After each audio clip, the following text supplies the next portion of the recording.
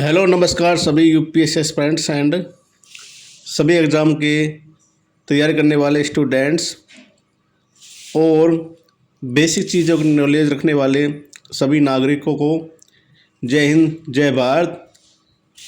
मैंने इससे पहले एक पॉलिटिकल भारत का मैप पढ़ाया था और उसके काफ़ी अच्छे व्यू आए। मैं यही आशा करता हूँ कि मेरे चैनल को आप लाइक सब्सक्राइब शेयर ज़रूर करें और कोई त्रुटि हो तो मुझे कमेंट्स में बताएं। जैसे हमारे भारत देश शुरुआत में पृथ्वी एक पेंजिया थी, उसके चारों तरफ जो जल भरा हुआ था वो पैंथली सा था। फिर भूगर्भिक संरचना के कारण पृथ्वी दो भागों में टूट गई थी। ऊपरी भाग क्या था, अंगारा लैंड, और निचला भाग गोंडवाना लैंड। जो अंगारा लैंड के द्वीप है जैसे संयुक्त राज्य अमेरिका, यूरेशिया और एशिया का ऊपरी भाग है और इंडोनेशिया इत्यादि है।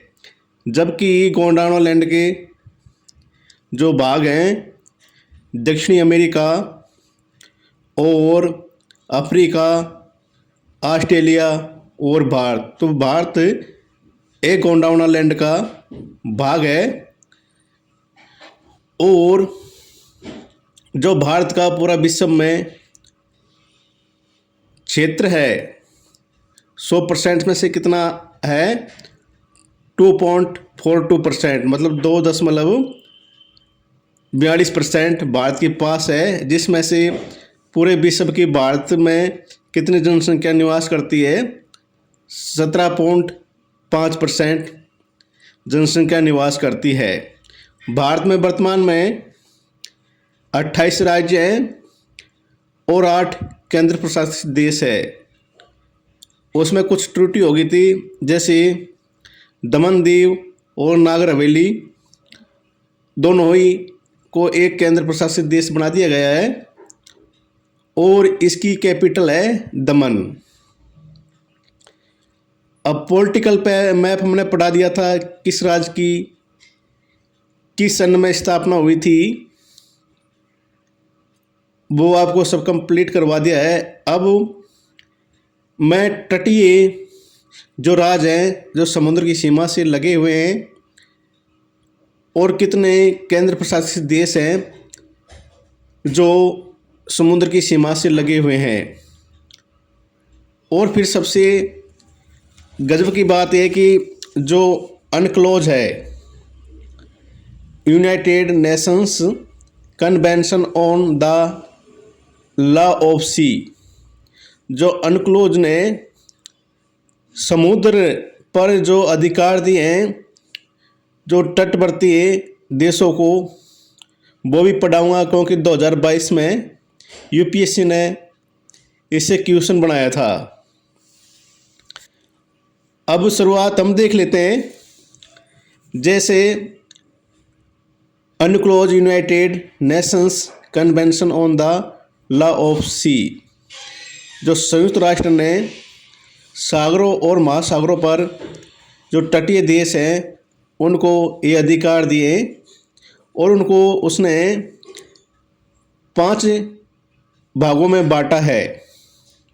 अब सबसे पहले हमें ये देखना होगा कि तट रेखा और आधार रेखा क्या होती है। जैसे उदाहरण के तौर पर जैसे भारत की ये रेखा कटा फंसा है तो ये तट रेखा है। कोई भूमि का भाग समुद्र की तरफ है और कोई जल का भाग भूमि की तरफ है, तो हम इसे तट रेखा कहते हैं। ठीक है, ये तट रेखा है। फिर मैंने इसमें अच्छी तरह से देख लो, ये भी तट रेखा है। फिर इसको सुगमता से लेने के लिए और राजनीतिक तरीके से एक प्रक्रिया संचालित करने के लिए हमें आधार रेखा की जरूरत होती है कि सभी कटे फंसे भागों को एक लाइन में मिलाया जाए। तो ये आधार रेखा, जैसे इसका भाग कट रहा है, इसका भाग कट रहा है, इनको सबको एक आधार रेखा से मिला दिया गया। जो इसमें जो इनके बीच में जो जल भरा रहता है वो आंतरिक जल क्षेत्र कहलाता है और इस पे कोई भी देश हो जैसे भारत है तो इस पे भारत का संपूर्ण अधिकार है, वो इस क्षेत्र पे कुछ भी कर सकता है आंतरिक जल में। ठीक है, अब इसमें जो आंतरिक जल है इससे ही कभी कभी लेगून झील बन जाती है। जैसे ये लेगून झील है,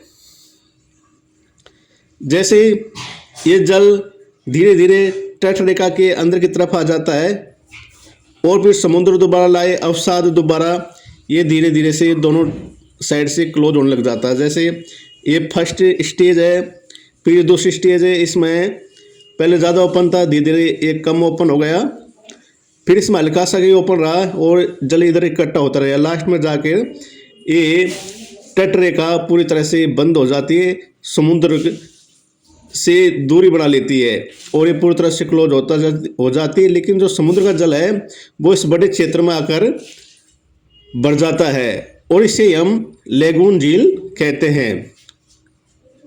और लेगून झील लंबी भी होती है, गोल भी होती है और काफ़ी बड़ी बड़ी भी होती है। अब जैसे उनके एग्जाम्पल है चिल्का झील और वेमनाथ झील, ये क्या है? लेगून झील। ठीक है, अब हम देख लेते हैं जो आंतरिक जल है, जो तट रेखा और बेसलाइन के बीच में जो जल होता है उसे हम आंतरिक जल क्षेत्र कहते हैं। अब अनक्लोज के अनुसार ये देख लो, अब जैसे आधार रेखा से 12 मील तक की जो दूरी है उसे हम प्रादेशिक जल क्षेत्र कहते हैं या टेरिटोरियल एरिया के नाम से जानते हैं। इस पर भारत का संप्रभु अधिकार है, मतलब इस पर भारत कुछ भी कर सकता है और इस क्षेत्र में आने के लिए विदेशी जहाज़ों को और कुछ सहायता के लिए आने के लिए भारत से क्या लेनी होगी? अनुमति लेनी होगी, जब भी जाके वो इस क्षेत्र में अंदर आ सकता है, नहीं वरना नहीं आ सकता है। जैसे कभी कभी लड़ाई हो जाती है तो इस पर जो भारत देश है 12 मील तक प्रतिबंध भी लगा सकता है, हर किसी को आने के लिए मना कर सकता है। तो ये क्या है? टेरिटोरियल एरिया या प्रादेशिक जल क्षेत्र, इस पर संप्रभु अधिकार है। इसमें उद्योग स्थापित कर सकता है, भारत पोर्ट स्थापित कर सकता है, बंदरगाह, या फिर कोई कारखाने खोल सकता है या बड़े बड़े बंदरगाह बना सकता है इत्यादि। और यहाँ पर अपनी सेना भी का बेस भी बना सकता है। उसके बाद में बेस लाइन से लेकर 24 मील तक सन्निहित क्षेत्र होता है, इसे हम हॉट परस्यूट एरिया भी कहते हैं या कॉन्टिजियस एरिया भी कहते हैं। ये बेस लाइन से लेके 24 मील तक होता है या फिर प्रादेशिक जल क्षेत्र की लाइन से 12 मील तक आगे का क्षेत्र होता है। इस पर भारत जो अन्य देश की यहाँ पर जो भी जहाज आ रहे हैं, नाव आ रही है, पनडुब्बी आ रही है, उन पर प्रतिबंध लगा सकता है 4 आधारों पर। कौन कौन से? प्रदूषण के आधार पर अगर कोई प्रदूषण फैला रहा है इस क्षेत्र में तो भारत की सेना उससे बोल सकती है कि भाई यहाँ पर से चले जाओ और उनका पीछा कर सकती है। कोई कर लगा सकते हैं, इस पर सीमा शुल्क लगा सकते हैं और अप्रवासन इस क्षेत्र में आने से मना कर सकते हैं अगर वो ऐसा करते हैं तो इसे हॉट परस्यूट क्षेत्र कहते हैं, इसलिए इसका नाम पड़ा है। क्योंकि 4 आधारों पर जो तटीय देश है वो किसी देशों के जहाज पर, नाव पर कानून बना सकते हैं। फिर बेस लाइन से लेके 200 मील तक अनन्य आर्थिक क्षेत्र होता है, एक्सक्लूसिव इकोनॉमिक जोन होता है। इस तक 200 मील तक मतलब आप यूँ कहें जो सन्निहित क्षेत्र की लाइन से लेकर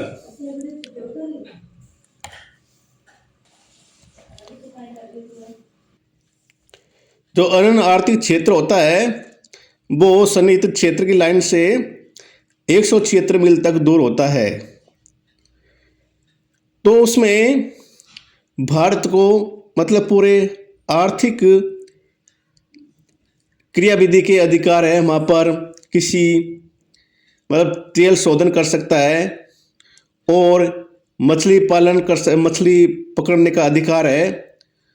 लेकिन इसमें विदेशी नौकाएं आने जाने की पूरी तरह से स्वतंत्रता है और कोई अगर विदेशी कंपनियां इसमें समुद्र तल पर भी तार बिछाने का अधिकार है। लेकिन इसमें आर्थिक क्षेत्र जो अनन्य आर्थिक क्षेत्र है इस पर आर्थिक अधिकार भारत देश का ही है, मतलब तटीय देशों का ही है। इनमें वो किसी भी प्रकार की खोज कर सकते हैं, मछली पकड़ सकते हैं या जो भी शोध करना हो वो कर सकते हैं। इसलिए अनक्लोज ने नियम बनाए हैं। फिर 200 मील से आगे आ जाता हाई सी और यहाँ पर सभी प्रकार के अधिकार सभी देशों के लिए बराबर है। इसमें कोई भी देश खोज भी कर सकता है, स्वतंत्र रूप से आ भी सकता है, जा भी सकता है। अब आपके मन में ये क्वेश्चन आया होगा कि जिन देशों की सीमाएं पास पास में हैं और उनके पास में इतनी दूरियां नहीं हो तो वो क्या करेंगे, फिर उसी तरीके से लागू होगी ये सीमा या नहीं होगी। तो इसमें जैसे भारत और श्रीलंका है तो इनके पास में तो देखा जाए तो इतनी दूरी नहीं है। फिर ये क्या करते हैं, दोनों देश मिलके एक समझौता कर लेते हैं और अपनी समझौते के अनुसार अपनी जैसे प्रादेशिक जल क्षेत्र, सन्निहित क्षेत्र और अनन्य आर्थिक क्षेत्र चिन्हित कर लेते हैं और अपनी जो भी दूरियां हैं दोनों देश समझौते के अनुसार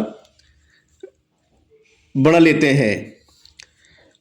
अब जैसे जो प्रादेशिक जल क्षेत्र में आने के लिए या सन्निहित क्षेत्र में आने के लिए अनक्लोज ने United Nations convention on the law of sea ने नियम बनाए। अगर कोई विदेशी जहाज या पनडुब्बी अगर इस क्षेत्र में आती है तो सबसे पहले जिस किसी भी देश की हो उसका झंडा सबसे पहले जहाज के आगे, पनडुब्बियों के आगे होना चाहिए, झंडा दिखाना जरूरी है। और उसके बाद में जो भारतीय सेना है, जलीय सेना, उसके दोबारा जो मांगी हुई जानकारी जो वो मांगेंगे वो दिखाना जरूरी है। उसी के बाद में और क्या किस कारण से वो आ रहे हैं ये सब बताना विदेशी जहाज़ों के लिए जरूरी है, जब भी जाके वो प्रादेशिक जल क्षेत्र में और सन्निहित क्षेत्र में आ सकते हैं। तो hello guys, thank you so much. कैसी लगी मेरी ये जानकारी। कल मेरा पार्ट आएगा जैसे भारत का भौतिक स्वरूप, वो आकृतियाँ, ये आएगा। उसमें मैं हिमालय का डिवीज़न समझाऊंगा, वो संरचना के आधार पर और नदियों के आधार पर कितने भागों में हिमालय बटा हुआ है। मैं आपको कंप्लीट तरीके से समझाऊंगा, थोड़ा समय ज़रूर लगेगा। जय हिंद, जय भारत।